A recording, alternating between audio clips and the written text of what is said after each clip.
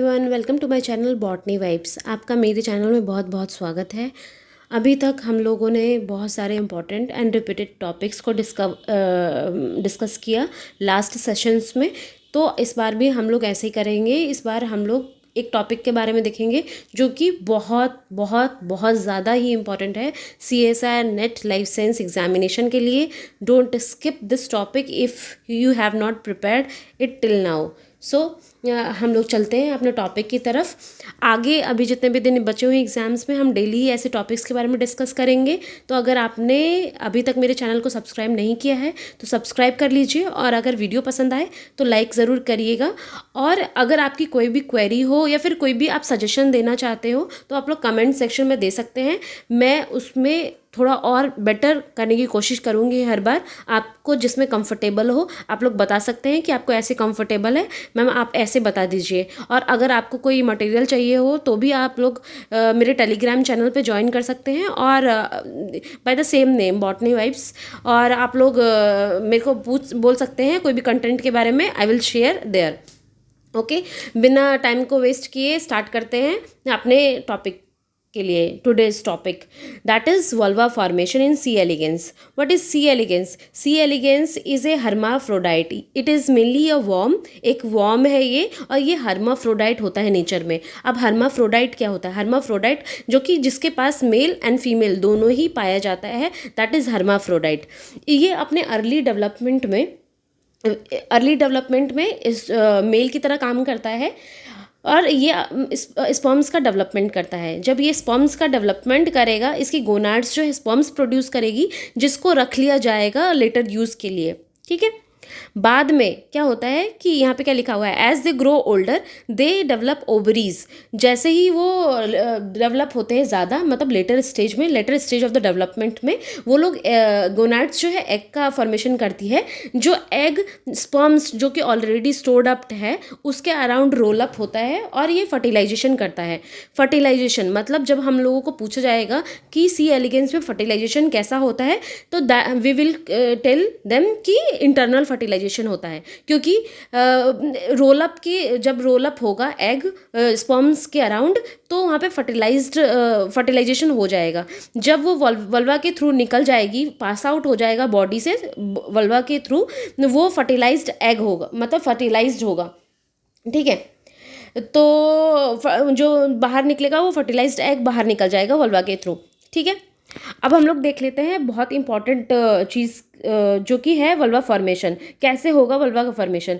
The formation of vulva occur during the later larval stage from the 6 cells called the vulva precursor cells. अब ये होगा vulva precursor sales के द्वारा। कौन बनाएगा इसको? मैं आपको दिखा देती हूँ यहाँ पे एक डायग्राम में।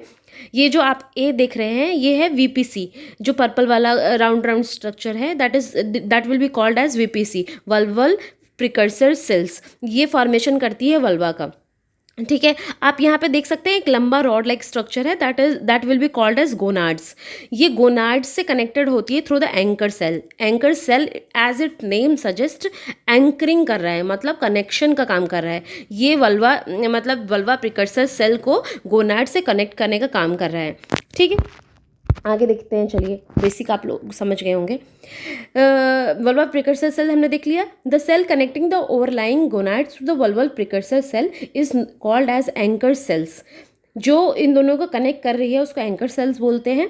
द एंकर सेल सिक्रीट लिन-3 प्रोटीन अ पैराक्राइन फैक्टर। जो एंकर सेल है वो एक तरीके का प्रोटीन सिक्रीट करेगा, एक तरीके का सिग्नल सिक्रीट करेगा, जिसके थ्रू क्या होगा, आगे का प्रोसेस स्टार्ट होगा, मतलब आगे वल्वा फॉर्मेशन स्टार्ट होगा। मतलब एंकर सेल लिन-3 प्रोटीन के द्वारा ये सिग्नल देगा VPC को कि अब तुम वल्वा का फॉर्मेशन कर सकते हो। ठीक है, अगर एंकर सेल को हम लोग डिस्ट्रॉय कर दें, मतलब मान लीजिए कि मैंने एंकर सेल को ही डिस्ट्रॉय कर दिया, जो सिग्नल दे रहा था उसी को डिस्ट्रॉय कर दिया, क्या वल्वा फॉर्मेशन होगा? नहीं। कैसे होगा? कोई सिग्नल ही नहीं मिल रहा। सब चीज़ें बॉडी में या फिर किसी भी चीज़ में कैसे काम करती हैं? सिग्नल के द्वारा, कि इस चीज़ का सिग्नल मिल रहा है, ये करो। जब तक सिग्नल नहीं मिलेगा they will not start forming vulva. Okay, आगे देखते हैं। अब इसके पास 6 सेल्स है, जैसे कि आप लोगों ने यहाँ पे देखा था। ये जो राउंड स्ट्रक्चर VPC है वो 6 है, 6 इन नंबर। ठीक है। The 6 vulval precursor cells influenced by the AC form the equivalence groups. ये इक्विवेलेंस ग्रुप का फॉर्मेशन करते हैं और किससे इन्फ्लुएंस होगा, ये होगा एसी से इन्फ्लुएंस, एंकर सेल से इन्फ्लुएंस होगा, ठीक है। Each member of the group is competent to become induced by the AC. सारे ही कॉम्पिटेंट है, मतलब उनमें सिग्नल लेने की क्षमता है, सभी ले सकते हैं एंकर सेल से signal, and can assume any of the 3 fate depending on the proximity to the AC. इसका क्या मतलब हुआ कि 3 फेट बनेंगे, मतलब वीपीसी 3 फेट बनाएगी। एक मैं आपको थोड़ा क्लियर कर देती हूँ, और यहाँ से देखिए, एक जो बिल्कुल एंकर सेल के बगल में प्रेजेंट है, जो पर्पल पर्पल देख रहे होंगे, एंकर सेल के बगल में देखिए P6P, बिल्कुल बगल में, मतलब वो सेंट्रल वल्वा फॉर्मेशन करेगा, ठीक है। P5P और P7P ये बगल बगल में प्रेजेंट है, ठीक है, ये सेंट्रल सेल के बगल में बीनीथ प्रेजेंट है, तो वो क्या फॉर्मेशन करेगा, लेटरल वल्वा सेल्स फॉर्मेशन करेगा, ठीक है। और जो बिल्कुल ही एंड में है, जिसके पास बिल्कुल ही सिग्नल ही नहीं पहुंच रहा, वो क्या फॉर्मेशन करेगा, वो फॉर्मेशन करेगा हाइपोडर्मिस का। P4P, P3P और P8P ये फॉर्मेशन करेगा हाइपोडर्मिस का, ठीक है। आगे देखते हैं हम लोग। The cell directly beneath the AC divide to form the central vulva. जो बिल्कुल बगल में एसी के प्रेजेंट है, मतलब एंकर सेल्स के बगल में प्रेजेंट है, वो फॉर्मेशन करेगा सेंट्रल वल्वा सेल का, ठीक बात है। The 2 cell flanking the central cell divide to form the lateral vulva cells. जो 2 बगल बगल में सेंट्रल सेल्स के प्रेजेंट है, वो फॉर्मेशन करेगा लेटरल वल्वा सेल का। और where as the 3 cells farthest away from the AC generate the hypodermal cells. जो बिल्कुल ही दूर प्रेजेंट है, फारदेस्ट है, जिसको सिग्नल ही नहीं पहुंच रहा, वो हाइपोडर्मिस का फॉर्मेशन करेगा।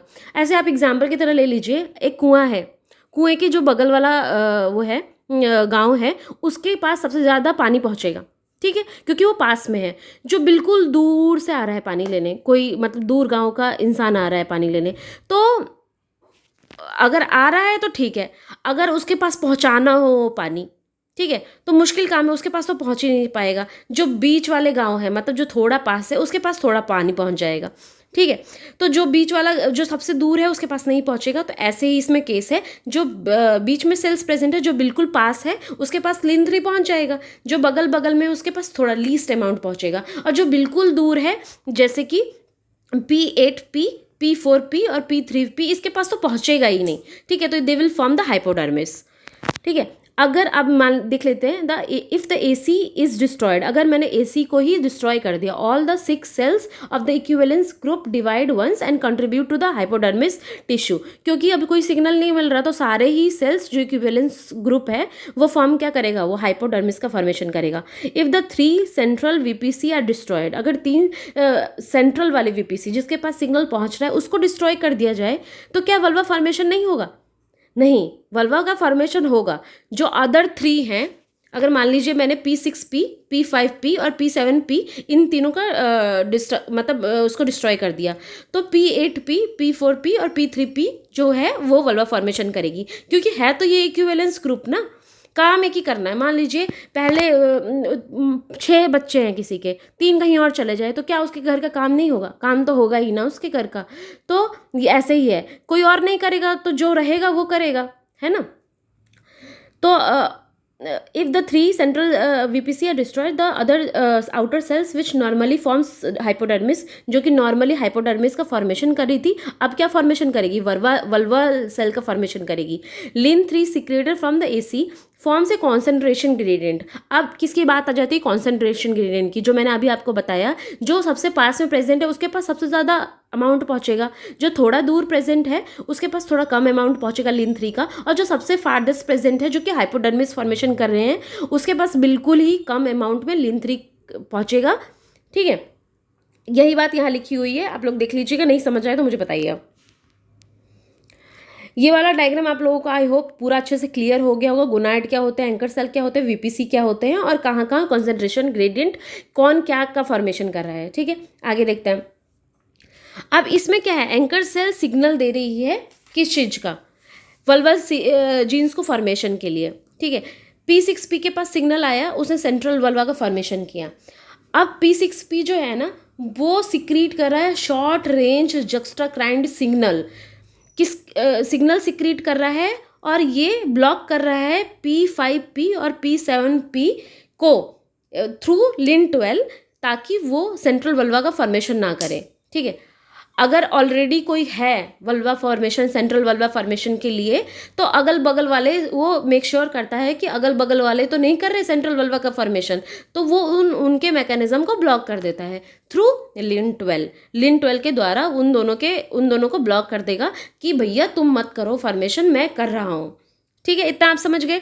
P6P सेंट्रल वल्वा फॉर्मेशन कर रहे हैं, P7P और P5P secondary lateral vulva formation कर रहे हैं, और P8P और P4P P3P ये टर्शरी दैट इज हाइपोडर्मिस का फॉर्मेशन कर रहे हैं।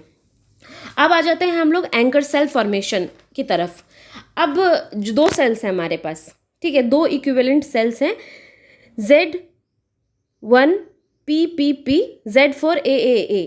सी एलिगेंस में 2 इक्विवेलेंट सेल्स प्रेजेंट होते हैं।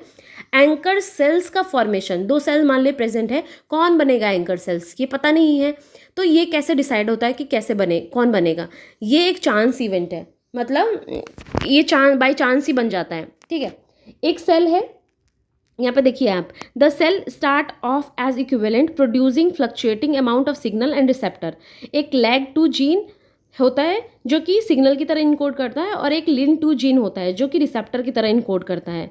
इस पूरी कहानी को अगर मैं शॉर्ट में समझाऊं तो मैं ये बताना चाहूँगी कि जो सेल लैग 12 का सिक्रीशन करेगा, मान लीजिए कोई भी सेल, जैसे डार्क पर्पल वाला मान लीजिए लैग 12 का सिक्रीशन कर रहा है, ठीक है, तो लैग 12 का सिक्रेशन होते ही वो बगल वाले सेल को, मतलब जो नेबरिंग सेल है उसको सिग्नल देगा डिफ्रेंशिएशन का। वो उसको बोलेगा कि मैंने सिग्नल का मतलब सिग्नल का वो कर लिया, इनकोड कर दिया मैंने सिग्नल को, तुम ना रिसेप्टर को इनकोड करो। वो डिफ्रेंशिएशन का उसको लिन 12 बनाने का सिग्नल देगा बगल वाले सेल को। मतलब जो डार्क पर्पल वाला है वो लैग 2 बना रहा है, और उसने लाइट पर्पल वाले को क्या सिग्नल दिया, जहाँ पे रिसेप्टर लिखा हुआ है वहाँ पे एक सिग्नल दिया कि तुम रिसेप्टर्स बनाओ, है ना, उसको डिफ्रेंशिएशन का सिग्नल दिया। तो रिसेप्टर कौन से बनाएगा? लिन 12 का रिसेप्टर बनेगा। और आप इतना याद रखिए, जो लिन 12 का फॉर्मेशन करेगा वो हमेशा यूटेराइन सेल्स बनाता है, वेंट्रल यूटेराइन सेल्स। अब याद करने का तरीका क्या है इसको ऐसे याद रखिए, लिन 12 लास्ट में 2 आ रहा है, 2 है ना, और इसके पास यूटेराइन सेल्स, यूटेराइन प्रोटीन्स में क्या आ रहा है, U2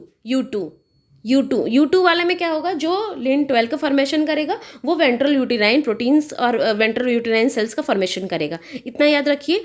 और जो पहला सेल्स है, जो मेन सेल है जो सिग्नल का फॉर्मेशन कर रहा है, that is lag 2 anchor cells का फॉर्मेशन करेगा ऑलवेज। और ये पूरा ही होता कैसे है, मतलब कि कैसे डिसाइड होगा, ये सब चांस इवेंट है, कुछ पता नहीं होता कौन क्या फॉर्मेशन करने वाला है। ठीक है, अगर मान लीजिए कि लिन 12 में लॉस ऑफ फंक्शन हो गया तो both the cell will form the anchor cell, और अगर लिन 12 में गेन ऑफ फंक्शन हुआ है तो both the cell will form the ventral uterine precursor cell. इस चीज़ को आप लोग नोट डाउन कर लीजिएगा, ये पॉइंट बहुत इंपॉर्टेंट है, एग्जाम में पूछा जाता है, और इस वाले टॉपिक से तो 100% क्वेश्चन आएंगे ही, तो इसमें आप कंफ्यूज मत हो जाइएगा। जितने भी सिग्नल मॉलिक्यूल है, जितने रिसेप्टर्स हैं, कॉन्सेंट्रेशन ग्रेडियंट, वल्वा सेल्स, सब चीज़ों को अपने दिमाग में अच्छे से भर लीजिए ताकि आप लोगों को एग्जाम तक याद रहे। ठीक है, all the very best guys. Subscribe कर लीजिए मेरे चैनल को, ऐसे ही इंपॉर्टेंट टॉपिक्स वीडियो मैं लाती रहूँगी एग्जाम तक, तो आप लोगों का रिवीजन भी होता रहेगा और ऐसे करके आप लोग प्रैक्टिस भी करते रहेंगे, तो आपके लिए बहुत बेनिफिशियल होने वाला है। सो पढ़ते रहिए, स्टे मोटिवेटेड, बाय बाय।